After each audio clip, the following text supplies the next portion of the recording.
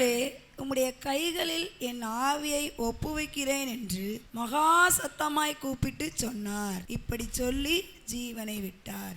சிலுவிலே அவர் பயங்கர பாடுகள் பட்டார். நம்முடைய பாவத்துக்காக அவர் அடிக்கப்பட்டார். அவர் தம்முடைய இரத்தத்தையே கல்வாரி சிலுவையில் சிந்தினார். நாம் அதை ஒவ்வொருவரும் இந்த நாட்களில் உணர்ந்து கொண்டு இருக்கிறோம். அதை நாம் தியானித்து கொண்டு இருக்கிறோம். உலகமெங்கிலும் இந்த நாட்களிலே தியானித்து கொண்டு இருக்கிறாங்க. இந்த நாட்களிலே தேவ பிரசன்னம் அதிகமாய் ஆண்டவர் ஒவ்வொரு பிள்ளைகளையும், விசுவாச பிள்ளைகளையும் பலப்படுத்தணும். ஏன்னா அவர் சிலுவையில் அவ்வளோ பாடுகள் பட்டார். அந்த பாடு நம்ம ஒரு இமை பொழுதுனும் ஒரு நேரம் கூட நம்ம அப்படி கஷ்டப்பட்டதே இல்லை. ஒரு சின்ன அடி நம்ம கையில் பட்டால் கூட அது நம்மளால் தாங்கி கொள்ள முடியல. ஆண்டவர் கல்வாரி சிலுவையில் எத்தனை மணி நேரம், எவ்வளோ பல மணி நேரம் நமக்காக அவர் சகித்து கொண்டார், பாடுபட்டார், அவர் ரத்தம் சிந்தினார். நம்ம அதை ஒவ்வொரு சில நேரத்தில் அதெல்லாம் மறந்துடுறோம். மறந்து நம்ம பாட்டுக்கு வாழ்ந்துட்டுருக்கோம், நம்ம பாட்டுக்கு ஜீவிச்சுக்கிட்டு இருக்கோம். அப்படி இருக்கக்கூடாது. நம்ம அந்த பாடுகள் மத்தியில் பரமனை நோக்கி நான் எப்போதுமே நினைத்து கொண்டிருக்கணும். அவர் சூரியன் இருளடைந்தது, தேவ ஆலயத்தின் சிறைச்சீலை, இந்த திரைச்சீலை நடுவில் போட்டிருக்க அந்த ஸ்க்ரீன் ரெண்டாக கிழிந்தது.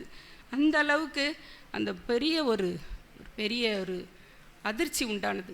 ஒரு நிலநடுக்கம் மாதிரி, சுனாமி வந்துச்சுன்னா எப்படி ஜனங்கள்லாம் மாறிக்கொண்டு போகுது, அந்த மாதிரி ஒரு சிச்சுவேஷனில் அந்த நேரத்தில் வந்தது. ஜனங்க அங்கே இருந்த பாருங்கள், 100க்கு அதிபதி கூட அந்த சம்பவத்தை கண்டு மெய்யாகவே இந்த மனுஷன் நீதிபரனாக இருந்தான் என்று சொல்லி தேவனை மைமைப்படுத்தினான். அந்த நேரத்தில் கூட அதுக்கு கீழே 2 வசனம் தண்டி பாருங்கள், 100க்கு அதிபதி. அப்படிப்பட்ட ஒரு சிச்சுவேஷன். அதை நினச்சி பாருங்கள். இந்த நேரத்தில் ஒரு இமேஜின் பண்ணி பாருங்கள், எப்படிப்பட்ட நேரம்.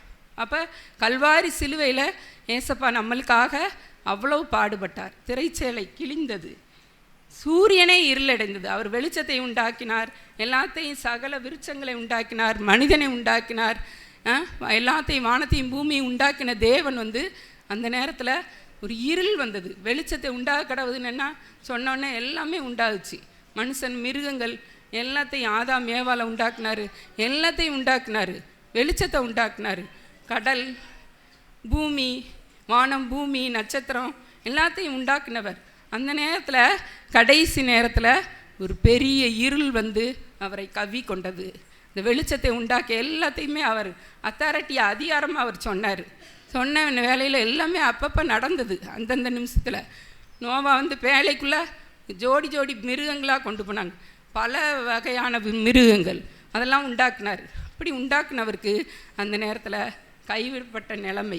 அவ்வளவு அவர் போராடி, அவ்வளோ நமக்காக, நம்முடைய பாவங்களுக்காக அவர் தன்னுடைய ஜீவனையே கொடுத்தார். அதை நம்ம நினைவு கூறணும். சூரியன் இருளடைந்தது, தேவாலயத்தின் திரைச்சிலை நடுவாக கிழிந்தது, 2ஆக கிழிந்தது. இயேசு, பிதாவே, உம்முடைய கைகளில் என் ஆவியை ஒப்புவிக்கிறேன் என்று மகா சத்தமாய் சொன்னார். இப்படி சொல்லி ஜீவனை விட்டார். நாம் சிருஷ்டிகரை நினைக்கணும், மற்றவங்களுக்கு சொல்லணும், ஏசப்பா நல்லவர் அப்படின்னு. காய் வாங்க வர்றவங்க, கடைக்கு போகையில் உப்பு கொண்டாந்து விற்கிறவங்க எல்லார்ட்டையும் இயேசுவை பற்றி சொல்லணும். சொல்லாமல் நம்ம இருந்தோம்னா அது ஆண்டவர் நம்மகிட்ட கணக்கு கேட்பார்.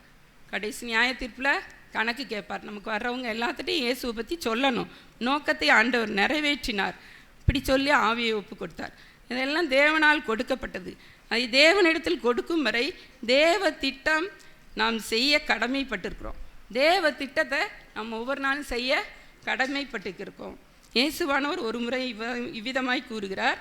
யோவான் 10:15, நான் என்னுடையவைகளை அறிந்தும் என்னுடையவைகளால் அறியப்பட்டும் இருக்கிறேன். ஆடுகளுக்காக என் ஜீவனையும் கொடுக்கிறேன். இந்த தொழுவத்தில் உள்ளவைகள் அல்லாமல் வேறே ஆடுகளும் எனக்கு உண்டு. அவைகளையும் நான் கொண்டு வர வேண்டும். அவைகள் என் சத்தத்துக்கு செவி கொடுக்கும். அப்பொழுது ஒரே மந்தையும் ஒரே மேய்ப்பனும் ஆகும். ஆடுகளுக்காகவே தன் ஜீவனை கொடுக்கிறார். சபை மக்களுக்காக மேய்ப்பர்கள் எவ்வளோ வசனத்தை தியானித்து நமக்கு சொல்கிறாங்க. ஜீவனை கொடுக்குற அளவுக்கு வசனத்தை போதிச்சு சொல்கிறாங்க. அதை நம்ம புரிஞ்சுக்கிட்டு அறிஞ்சிக்கிட்டு சும்மா இருக்கக்கூடாது. நம்ம அதை மற்ற மக்களுக்கு புரிஞ்சு கொள்கிற அளவுக்கு நாம் சொல்லணும்.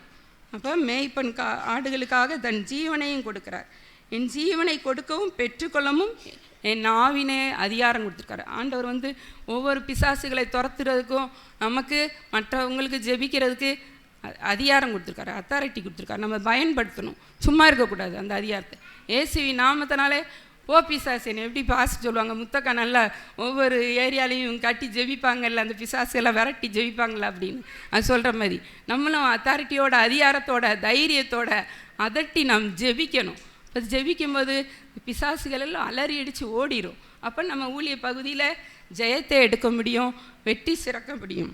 ஆடுகளுக்காக தன் ஜீவனை கொடுக்கிறேன் என்று ஆண்டவர் சொல்கிறார். 18ஆம் வசனத்தில் என் ஜீவனை கொடுக்கவும் பெற்றுக்கொள்ளவும் எனக்கு நாவின் அதிகாரத்தை ஆண்டவர் கொடுத்துருக்கிறார். இது எப்படி ஆண்டவர் கொடுத்தார்? பிதாவின் இடத்துலேருந்து இரக்கத்தை பெற்றுக்கொண்டு அவர் கடைசி சிலுவை வரைக்கும் பிதாவிட்டிருந்து இரக்கத்தை பெற்றுக்கொண்டு நமக்கு அதிகாரத்தை கொடுத்துருக்கார். நாம் அந்த அதிகாரத்தை நாம் செயல்படணும். நாம் இன்றும் இதே அதிகாரத்தில் இயேசுவிடமிருந்து பெற்றுக்கொள்கிறோம். அது எப்படின்ட்டு மார்க் 11:23 சந்தேகப்படாமல் நம்ம விசுவாசித்து அந்த மலையை பார்த்து பெயர்ந்து போ என்று நம்ம அதிகாரத்தோடு சொல்லணும். அப்போ சொல்லும்போது அந்த மலை பெயர்ந்து போகும். நம்ம சும்மா அறகுறை விசுவாசத்தில் சொல்லக்கூடாது, முழு விசுவாசத்தோடு அதிகாரத்தோடு நாம் சொன்னாலும் அந்த மலை போன்ற பிரச்சனை பாடுகள் எல்லாம் ஓடி போயும். ரத்தம் நமக்காக ரத்தம் சிந்தின ஆண்டவர் நமக்கு அந்த தைரியத்தையும் அதிகாரத்தையும் கொடுத்துருக்கிறார். உபத்திரவங்களே நாம் பொறுமையாக இருக்கணும்.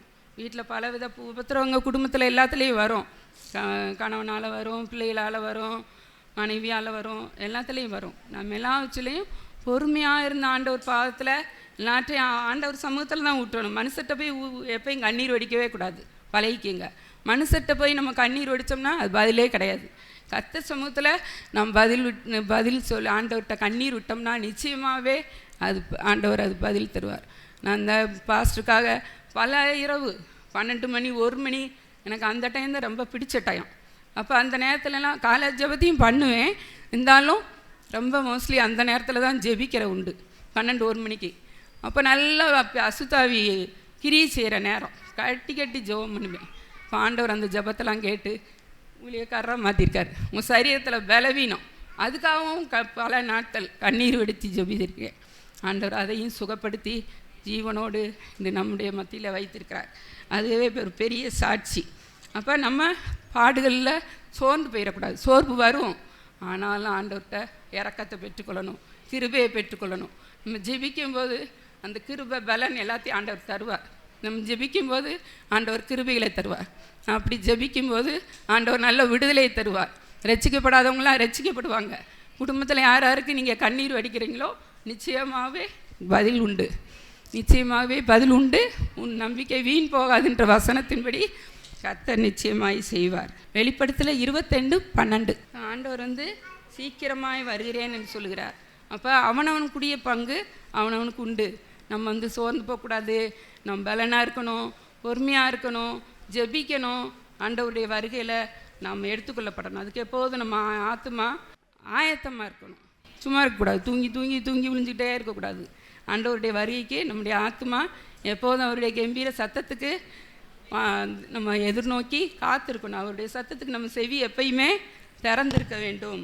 அவருடைய வருகைக்கு நாம் போகணும். இயேசு சீக்கிரமாக வருகிறார், நாம் ஆயத்தமாவோம். ஆமென்.